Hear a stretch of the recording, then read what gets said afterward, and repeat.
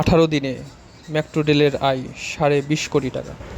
চলতি সেপ্টেম্বর মাসের প্রথম 18 দিনে 49,09,049 জন যাত্রী মেট্রো রেল ভ্রমণ করেছেন। এতে মেট্রো রেল কর্তৃপক্ষের আয় হয়েছে 20,67,03,591 টাকা।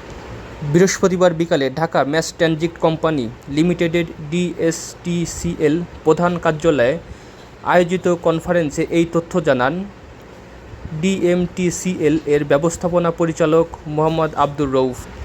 তিনি বলেন, 1 সেপ্টেম্বর থেকে 18 সেপ্টেম্বর পর্যন্ত 49,09,049 জন যাত্রী মেট্রো রেল ভ্রমণ করেছেন। এতে আমাদের আয় হয়েছে 20,47,03,591 টাকা। এর মধ্যে 2 শুক্রবার বন্ধ ছিল। বুধবার কারিগরি ত্রুটির কারণে দীর্ঘ সময় মেট্রো রেল বন্ধ ছিল। এতে 1 কোটি টাকা লোকসান হয়েছে বলে জানান মোহাম্মদ আব্দুর রউফ। তিনি বলেন, বুধবার আমাদের আয় হয়েছে মাত্র 54,91,140 টাকা। গত 12 সেপ্টেম্বর সর্বোচ্চ যাত্রী ভ্রমণ করেন মেট্রো রেলে।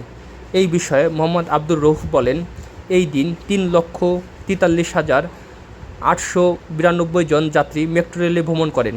এতে সেদিন মেট্রো রেলের আয় বেড়েছে সর্বোচ্চ 1,46,57,566 টাকা। এছাড়াও দেশে প্রতিদিন 3 লক্ষ মানুষ মেট্রো রেল ভ্রমণ করেন।